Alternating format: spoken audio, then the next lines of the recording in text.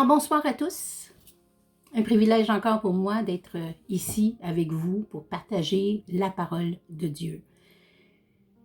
Nous allons continuer notre petite série sur la sanctification, ce petit enseignement de base sur la sanctification. Je me présente, je suis Viviane Payan-Landriot. C'est un privilège pour moi d'être ici. Je tiens à remercier l'Église Jésus, Lumière des Nations, ainsi que le pasteur Gilles Comtois et son épouse Casey, prophétesse Casey, qui sont des amis chers à mon cœur. Alors merci de me donner ce privilège de pouvoir partager avec vous ces courts enseignements sur la sanctification. Alors la semaine dernière, nous avons parlé un peu de la sanctification de l'âme en venant à la croix. Qu'est-ce que Jésus a pu faire, ce que Jésus a pu souffrir, ce qu'il a pu endurer afin que nous soyons libérés et affranchis. Je tiens à remercier le Seigneur pour toutes ces bénédictions, pour tout ce qu'il a fait pour chacun de nous. Ce soir, je tiens encore une fois à inviter le Saint-Esprit à venir prendre place, afin que les paroles de ma bouche soient dirigées par le Saint-Esprit. Alors, Seigneur, puisses-tu venir ce soir? Sois le bienvenu. Que ton esprit, Seigneur, prenne contrôle de cette soirée. Que toutes les paroles qui sortiront de ma bouche, Seigneur, soient examinées, soient sanctifiées par ton esprit. Merci d'être là. En ton nom, j'ai prié, Jésus. Amen. La semaine dernière, comme je disais, on a parlé de la sanctification de l'âme en venant à la croix. Après que Jésus a souffert, qu'il a pris nos maladies, qu'il a pris nos douleurs, qu'il a été crucifié, il a été mis au tombeau, ressuscité. Mais tout ça nous a donné un accès, nous a donné le pouvoir de devenir des enfants de Dieu. Et ça, c'est vraiment la grâce, parce que Dieu nous a tant aimés. Il a envoyé Jésus, afin de réconcilier Dieu et l'homme. Comme on a parlé un petit peu la semaine dernière, que Adam et Ève, dû à la désobéissance, ils ont créé la séparation. C'est eux qui ont fait la séparation entre Dieu et les hommes. Mais Jésus, par l'amour du Père, a envoyé Jésus afin que nous ayons cette réconciliation-là. Maintenant, c'est à nous maintenant de changer cette désobéissance-là à l'obéissance à Christ. Et c'est ça que même en tant que chrétien, on a de la difficulté à faire. Parce que c'est difficile d'obéir. C'est difficile. Parce que quand on regarde un petit peu, comme j'ai dit, la croix, quand on dit que l'agneau de Dieu enlève le péché du monde, on ne dit pas les péchés du monde. Puis pourtant, on nous enseigne l'envie, la jalousie, les querelles, les divisions, l'adultère, c'est des péchés. Oui, mais c'est des actions de désobéissance. Parce qu'il nous est dit qu'on ne peut pas faire ces choses-là, que c'est pas bien de faire ces choses-là. Alors, qu'est-ce qui se produit? C'est pas qu'on est plein de péchés, mais on est plein de désobéissance. Je pense que il y a une nuance entre les deux. C'est pourquoi que c'est important de comprendre que la croix est là quand on désobéit, afin de revenir vers Christ, d'avoir la repentance parce qu'on a désobéi. On va voir aussi un peu plus loin d'autres situations. Mais aujourd'hui, on va parler de la sanctification du corps. Dans Hébreux 10, 14, ça nous dit mais revêtez-vous du Seigneur Jésus-Christ et n'ayez pas soin de la chair pour en satisfaire les convoitises.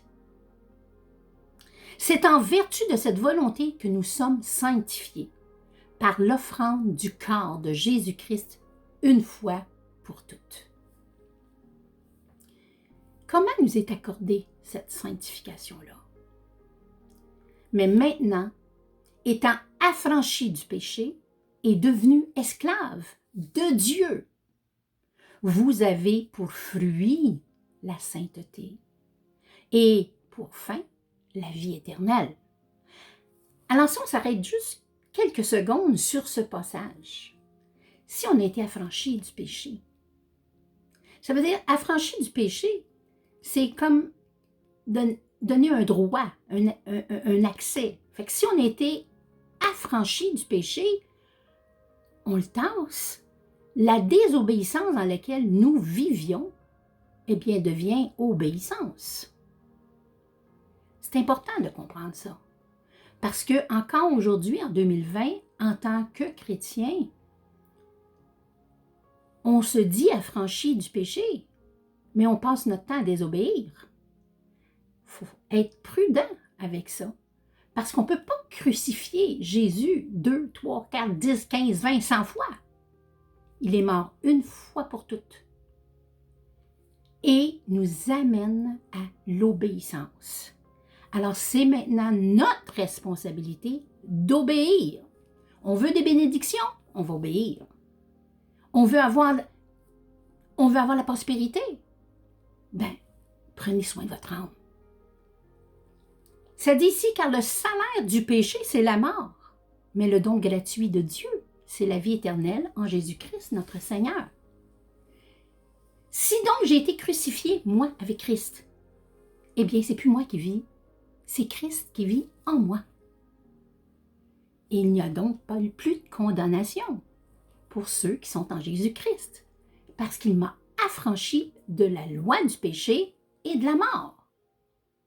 Alors, si on se dit chrétien, qu'on nous sommes venus à la croix, que nous nous sommes repentis, que nous avons compris que si nous sommes dans cet état-là, c'est à cause de la désobéissance, bien à partir d'aujourd'hui, je vais obéir. Parce que je ne veux plus être dans cette attitude-là. Je ne veux plus vivre ce que je vivais. Alors, je veux vivre dans l'obéissance. Et c'est ça qui fait toute la différence. C'est ça qui est le processus de la vie chrétienne. Dieu est saint. Il faut s'approcher de lui avec la sanctification. Il faut s'approcher de lui avec les mains pures. On ne peut pas s'approcher de Dieu avec plein de soucis, plein de fardeaux, Non, il faut les laisser à la croix.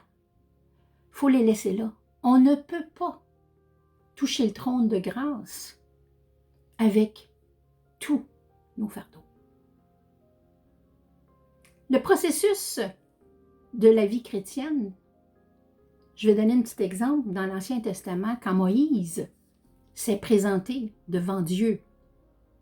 Oh, c'est important, ce petit détail, parce que même Dieu a pris le temps de mentionner et dire à Moïse, « Moïse, enlève tes souliers, tes sandales, car le lieu que tu te tiens en ce moment est saint. » Oh, le lieu.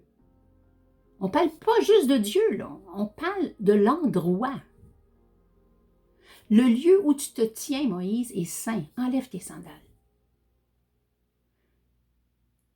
Vous savez, on va dire, mais c'est quoi? C'est pourquoi? Quel rapport avec les souliers? Vous savez, dans notre vie chrétienne, on va un peu partout. On va à l'épicerie, on va dans les parcs, on va dans les restaurants, on va un peu partout, chez des amis, chez des parents. On se promène, tout partout. Et partout où on va, où nous allons, nous prenons un petit peu de tout ce qui se passe dans le monde. Des fois, c'est des critiques, des fois, c'est des des anecdotes. Des fois, c'est des plaisanteries. Quelquefois, c'est de la moquerie. Quelquefois, c'est de l'impureté. Et on embarque et on se fait piéger au travers de toutes ces choses-là. Et là, on arrive dans le lieu saint, que ce soit notre chambre, que ce soit une pièce quelconque, que ce soit dans une bâtisse qu'on appelle bien souvent l'Église, un endroit où que Dieu réside son nom. Et on va venir avec tout ce paquet de monde qui nous entoure. Et on va demander, Seigneur, fais ci, Seigneur, fais ça, les autres portions du Notre Père. Donne-nous notre pain quotidien. Pardonne-nous nos offenses. Ne nous induis pas en tentation. Ça, c'est tout nous. Mais on est tous prêts à venir à Dieu avec donne, donne, donne, donne, donne. Mais si Dieu te demande, enlève tes chaussures, car le lieu où tu es saint. Est-ce qu'on est prêt? Est-ce qu'on est prêt à enlever nos chaussures?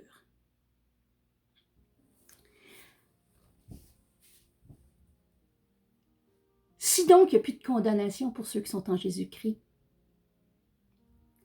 alors on n'a pas à se condamner de nouveau. On n'a qu'à obéir. Et c'est pas facile, on regarde juste les enfants. C'est pas facile de dire à un enfant, fais ci, fais ça, viens ici, va là, d'obéir à leur père, leur mère, d'obéir à professeur, peu importe. Mais l'éducation aujourd'hui est un peu laissée aller face à tout ça. Dans Lévitique 21:8, ça nous dit, tu regarderas un sacrificateur comme saint, car il offre l'aliment de ton Dieu. Il sera saint pour toi, car je suis saint, moi l'Éternel, qui vous sanctifie. Ça, c'était dans l'Ancien Testament. Mais aujourd'hui, c'est Jésus qui nous sanctifie. Jésus nous a donné cette nouvelle alliance-là, nous a donné l'opportunité de se sanctifier. C'est à nous. C'est à nous à faire les moves. C'est à nous, excusez mon anglicisme, c'est à nous à faire les étapes, de faire les pas de foi pour avancer. C'est à nous à rejeter les choses du monde et de s'attacher aux choses d'en haut. Celui qui se sanctifie et ceux qui sont sanctifiés sont tous issus d'un seul. La vie chrétienne, aujourd'hui, en 2020, c'est pas facile. Que ce soit au niveau des enfants, des adolescents, des adultes et des vieillards. Nous avons des obligations en tant que chrétiens. L'éducation, l'enseignement au niveau des enfants. La parole nous enseigne très bien d'écouter l'instruction de ton père et l'enseignement de ta mère. C'est deux choses différentes en passant. C'est d'autres études, c'est d'autres enseignements. Mais il est important. Quand on arrive vers l'adolescence, bien souvent, il y a un passage de la Bible qui dit « Père, n'héritez pas vos enfants, de peur qu'ils ne se découragent. » Seigneur nous dit comment se comporter. Comment on doit honorer nos pères, nos mères. La Bible nous enseigne comment devrait être notre conduite. Alors, est-ce qu'on est prêt, en tant que chrétien, en 2020, de se remettre en question? Parce que la prochaine série, la prochaine soirée qu'on va faire ensemble, on va voir trois choses bien différentes. On va voir la séparation, on va voir la purification et on va voir le service. Et c'est ce qui nous amène la sanctification au travers ça.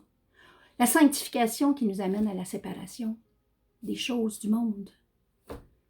La sanctification va nous amener à la purification, comment purifier. Purifier notre corps, notre âme, nos pensées. Et ensuite, comment Dieu va bénir le service à lequel qui nous appelle à faire. Car chaque chrétien a un appel du Seigneur. Chaque chrétien a un don que le Seigneur a donné, des talents que Dieu a donnés.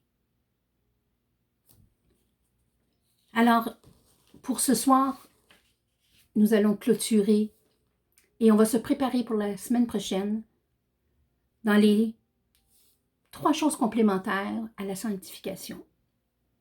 Alors, on va parler de la séparation, de la purification et le service. Alors, Seigneur, on veut juste te dire merci.